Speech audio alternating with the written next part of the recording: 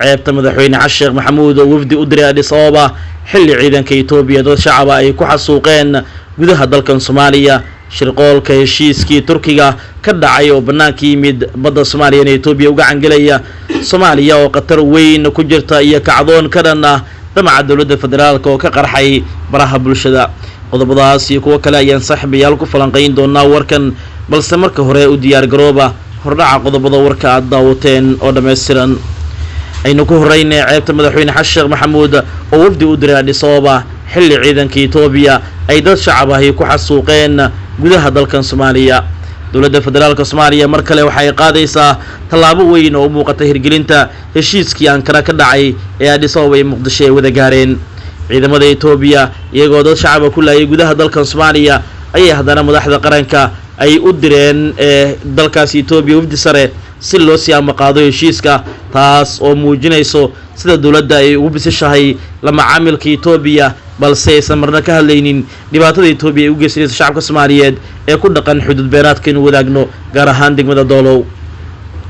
dawladda Soomaaliya ayaa Addis Ababa u dirtay wafdi sare kaas oo hogaaminayay wasiir dawlaha arrimaha dibadda Soomaaliya Cali Balcad si ay u amaqaadaan heshiiska labada dhinac xilli ay doonayso madaxtooyada Soomaaliya in Itoobiya gacan ku siiso dhankeeda in dawlad goboleedyada gudaha Soomaaliya cadaadis ku saarto la shaqeynta dawladda federaalka Soomaaliya Balcad ayaa imaanshihiisa xukunka ee madaxweyne xasan sheekh Itoobiyaanku ku eedeeyeen ficilo anshax diblomaasiyadeed ka baxsan oo ah adeegsiga dhaqaale laaluusha oo u geeyay gudaha Addis Ababa si loo siiyo dad u dhow madaxda Itoobiya si loo helo raali ahaanshiyaha Abiy saraakiisha hay'adda sirdoonka Soomaaliya ee NISA ayaa kaga dhawaaqay maanta gobolka Gedo in Itoobiya ay ku soo duushay magaalada Doolow xilli agaasimahoodii Sambalolshe Addis Ababa ku sugan yahay sidan loo xaqiijiyay tani waxay muujinaysaa ceeb qaran iyo fadeexad weyn oo ku habsatay dawladnimadii Soomaaliya xilli madaxdii qaranka Itoobiyaanka ay kala ordayaan haddana xabashidu dad shacab ay ku xasuuqayaan gudaha dalkeena Soomaaliya waa wax aan la arag horena loo maqal taariikhda siyaasadda Soomaaliyeed baal mugdi ka galaysa marka loo fiiriyo hoggaan xumada madaxweyne xasan iyo dawladdiisana waxay tani ku muujinaysaa in dalku maanta uu ku jiro jahwareer siyaasadeed oo xoogan halis weyn ay ku jirto dawladnimadii dalka Itoobiyana qarkay u saaran tahay la wareegidda dalka iyo dadka Soomaaliyeed maadaama maanta si gardarra ay ku weerareen xarumo dawladeed iyo xaafado shacab ay degnaayeen oo ku yaala gudaha degmada Doolow madaxweyne xasan sheekh maxamuud iyo dawladdiisu waxay u muuqataa in kaliya gacan ku dhigaysa dawlad goboleedyada dalkan Soomaaliya ay u heshiiyeen Itoobiya balse aysan jirin mowqif istaraatiijiyadeed iyo qorshe fog oo siyaasadeed oo Itoobiya dalkan lagu badbaadinayo taasoo mar kale ay si ambaqaadayaan Addis Ababa dabcoodii ku aadanaa qaadashada baddan Soomaaliya haddaba warqad qoraal ah oo ka soo baxday wasaaradda arrimaha dibadda Soomaaliya ayaa ciwaan looga dhigay wafdi ka socda dawladda Soomaaliya oo maanta u tagay Addis Ababa si ambaqaadida heshiiskii Ankara wafdi ka socda dawladda dhexe oo hogaaminayay wasiirka dawlaha arrimaha dibadda Cali Balcad ayaa maanta gaaray Addis Ababa caasimada Itoobiya si ay u sii ambaqaadaan heshiiska Ankara ee dhex maray madaxda labadaasi wadan ujeedka socdaalka wafdigan ayaa ah xoojinta xiriirka ku dhisan is-ixtiraam iyo wada shaqeyn dhex marta Soomaaliya iyo Itoobiya dawladda Soomaaliya waxaa ka go'an ayaa lagu yiri warqadan inay xiriir wanaagsan la yeelato dalalka dariska ah iyadoo xiriirkaas looga dhigayo ixtiraamka buuxa ee madaxbannaanida midnimada iyo wadajirka dal kasta taas oo ku muujinayso in dawladdu si qoto dheer ay u fulinayso heshiis banaadkii dhawaan lagu gaaray dalka Turkiga kaas oo qeeladhaan far badan ay ka soo laabatay haddaba madaxweyne xasan sheekh maxamuud iyo dawladdiisu waxay wajahayaan kacdoonno culus oo baraha bulshada ka qarxay taas oo la xiriirta in dawladda ay hadda qaadayso go'aano muujinaya in ay dalkan qayb ka mid ah gacanta u geliso ciidamada Itoobiya haddaba Ankara heshiiskii lagu gaaray inta badan waxaa la aaminsan yahay in lagu qiyaamay Soomaaliya oo dawladda dhexe ay duuftay heshiiskaasi madaxweynaha Faransiiska Emmanuel Macron ayaa dhankiisu sheegay in dalkiisu uu taageerayo doonista Itoobiya ee ku aadan inay hesho marinbadeed iyadoo ku helaysa hab wada xaajood ah oo ixtiraamaya shuruucda caalamiga ah iyo dalalka dariska intaba Macron ayaa hadlay sabtidii kadib booqasho hal maalin ah oo uu ku tagay Addis Ababa halkaas oo wada hadallo albageesooda kula yeeshay ra'iisul wasaare Abiy Macron ayaa bogaadiyay heshiiskii Ankara ay kala saxiixdeen Itoobiya iyo Soomaaliya kaas oo horaantii bishan kala saxiixdeen madaxweynaha Soomaaliya xasan sheekh maxamuud iyo ra'iisul wasaaraha Itoobiya Abiy Ahmed oo goobjoog ka ahaa madaxweyne Erdogan ra'iisul wasaare Abiy ayaa sheegay inuu aad ugu mahad celinayo dawladda Faransiiska taageerada ay ka geysanayso dib u habeynta xarunta qaranka iyo diyactirkeeda haddaba maxay ka dhigan tahay taageerada Macron ee damaca Itoobiya Dr. Cabdiweli Maxamuud Gurey oo ka faalooda siyaasadda iyo xiriirka caalamiga ayaa wax laga weydiiyay booqashada madaxweynaha Faransiiska ee Itoobiya iyo waxay ka dhigan tahay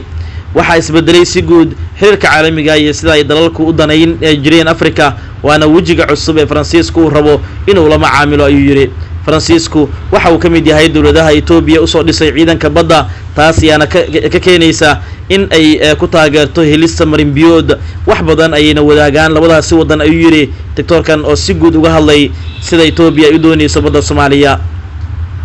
sidoo kale heshiiskii Ankara ka dhacay waxa uu banaanka soo saaray madmadow badan iyo sida madaxdeenu loogu hoosgeliyay heshiiskaasi taas oo hadda ay u muuqato in dhaqangelintiisu dawladdu ay bilowday balse dhanka Itoobiya weli aysan ka laaban meelna aysan ku cadeynin ka noqoshadeeda MOU-gii heshiis banaadkii hore ula gashay madaxweynaha Somaliland Muuse Biixi Cabdi ee hadda laga guuleystay doorashadii dhawaan ka dhacday ee Soomaaliya sidoo kale marka loo eego Addis Ababa iyo Muqdisho waxa ka dhaxeeyay xurguf siyaasadeed iyo mid dunaasiyadeed waxaana dawladda Soomaaliya ay sheegtay dhawaan in ay soo abjartay dhamaanba loolankii siyaasadeed ee u dhaxeeyay iyada iyo dawladda federaalka Soomaaliya xaalku waa adag yahay waxayna u muuqataa in dalku uu ku jiro xaalad kale oo jahwareer siyaasadeed ah banaankana u soo bixinaya hogaaminta dalkan Soomaaliya iyo sida dawladnimada Soomaaliya maanta ay u egtahay badda Soomaaliya qatar weyn ay ugu jirtaa Itoobiyaanku sida ay aaminsan yihiin dadka falanqeeya siyaasadda waxaana madaxweyne Xasan si cad loogu sheegay inuu ku fududaaday saxiixidda Turkiga iyo Itoobiyaba baddan Soomaaliya inkastoo dawladdu ay ku tilmaamtay guul weyn wixii ka dhacay Ankara iyo heshiiskii Itoobiya iyo Soomaaliya haddana dalalka badan ee taageeraya Itoobiya ayaa soo dhaweeyay heshiiskaasi waxaana la sheegay in uu ahaa mid lagu qiyaamay Soomaaliya oo ay dhabar ka toogtay Turkiga ee dawladnimadeena isla markaana dana badan oo dhaqaale ay uga xiran tahay Itoobiya taasina ay sababtay in ay gebi ahaanba dib u toogto wax walba oo cilaaqaad iyo heshiis ahaa oo kala dhaxeeyay dawladda federaalka Soomaaliya dad badan oo siyaasiyiin ayaa hore uga hadlay heshiiskii Ankara ka dhacay waxaana madaxweyne Xasan si cad loogu sheegay inuu ku fududaaday dhaqangelinta heshiiskaasi in Itoobiya ay gacanta ku dhigto badeena iyadoo January sanadka cusub uu yahay qorshaha in Itoobiya badda ay soo gaarto haddaba dawladdu waxay cadeysay in qaab ganacsi oo kaliya badda Itoobiya ku imaan karto balse heshiiska waxa ku qornaa in Itoobiya qaab ganacsi oo la isku haleyn karo ay ku imaan karto badda Soomaaliya taasoo haddii amni ahaan ay u baahato Itoobiya ciidankeeda badda ay keeni karto xeebaha halka ugu dhow ee ciidanka waa Itoobiya badda ay keeni karto ayaa la sheegay inay tahay aaga Zeylac taasoo ah halka markii hore heshiiska lagula gaaray Muuse Biixi iyo Somaliland waxayna u muuqataa in dawladda ay fashay wixii shalay ka diiday Muuse Biixi taasoo ah waxa hadda ka taagan baraha bulshada iyo kacdoon bulsho oo ka curtay baraha bulshada ku wada xiriirto taasoo dawladda ku qasbi karta inay laasho gebi ahaanba heshiiskan Ankara ka dhacay saaxiibayaal wanaagga inta wararkii ugu dambeeyay xaaladda wadanka nabadgeliyo